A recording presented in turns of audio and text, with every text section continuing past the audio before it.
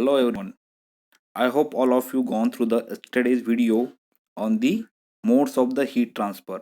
So in this video we'll discuss the laws which are going to govern these modes of conduction. So let us begin. Okay, this is what we are going to discuss through this entire video, that is Fourier law of conduction, which is the basic equation for the conduction. Next, Newton's law of cooling, which is the governing equation for the convection, and Stefan Boltzmann law, which is the governing equation for the radiation. Okay, so one by one we are going to discuss this all the laws. First one is Fourier law of conduction. Now you have to remember that conduction is going to take place only in case of the solid. Okay, if at all, if they ask in the exam, define or state the law which governs the mode of heat transfer in solid, means what you have to write down the Fourier law. Fine. So what the statement is? Okay, the statement is very simple. So how it goes? The rate of conduction through a plane layer. Okay, the rate of conduction, that is Q, through a plane layer is directly proportional to. Okay, so directly proportional to what? It will directly proportional to the area. Which area? The area which is normal to the flow of heat, and it is also directly proportional to the temperature gradient. What is the temperature gradient? It is nothing but change in temperature, that is dt, with respect to the length, that is dx. Okay, so let us understand how exactly the law is.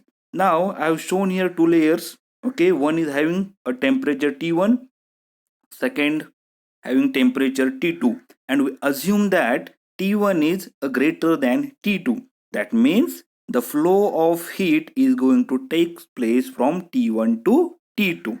Correct? So as per the law, that is Q is proportional to A and dt by dx. Correct?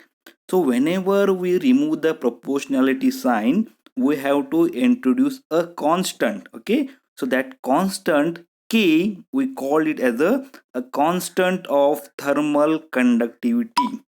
Am I right? And what is this constant of thermal conductivity? We'll discuss it. Fine. I hope this law is clear for you. And one more point you have to note, that the negative sign which is mentioned in the formula, it will indicate you there is drop in the temperature as we move along the length dx. Okay. Okay, we'll continue the same, that is Fourier law. Now as I told you, the constant of thermal conductivity K, okay, which we introduce in the formula, what it is? Okay, it is nothing but it will show, or it will measure the ability of a material to conduct the heat. Okay, more the value of K, more rapidly the material will conduct the heat. Okay, and the temperature gradient, that is dt by dx, it is nothing but it is a slope. Now how to obtain slope? The slope is obtained by the plotting the graph of t as the temperature against x, that is the distance. Okay, I hope the Fourier law is clear. Okay, let us move to the next law, that is Newton's law of cooling. Now you have to remember that Newton's law of cooling is the governing law for the convection. Okay, so don't get mixed up between conduction law and the convection law. Fine. So what is the statement? Statement is very simple. It states that, what it states, the heat transfer.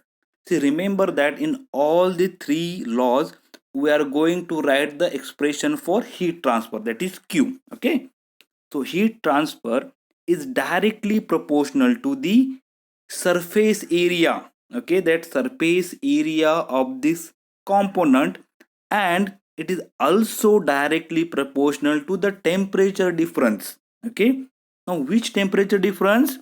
Temperature difference between the temperature of the surface and the environmental temperature. Okay, so when you, according to the statement, when you write down the equation becomes dq by dt. What is that? Rate of heat transfer equal to h. H is the constant we are introducing in the equation, that is called as the convective heat transfer coefficient. T is the surface temperature and TENV is the nothing but the temperature of the environment. Okay, I hope this law is clear for you. Now let us move to the last law, that is the Stefan and the Boltzmann law. Stefan and Boltzmann law, this law is basic governing equation for the radiation. Okay, so what the law states is the total energy radiated, the total energy radiated by a black body is directly proportional to the fourth power of the absolute temperature. Okay, now this law is basically applied for a black body. Okay, the black body is the one which absorbs all the radiation which are incident on it. That is what we call as a black body, correct? So according to the statement, when you write in terms of the mathematical equation, it becomes P equal to E, okay, into sigma. Now sigma is the constant we have introduced, which is nothing but the Stefan and Boltzmann constant. T is the absolute temperature and A is the surface area of that body. Okay, and you have to note that another term we have introduced here, epsilon or E, that is the nothing but the emissivity of the body. Okay, if we are applying this law for the black body, then we have to take the value of E is equals to 1, and for other than black body the value will range from the 0 to the 1, that is in between 0 and 1 you are having the value of the emissivity. Okay, I hope all the laws are clear for you. Just go through once again, and if you have any doubt you can comment on the video. Thank you.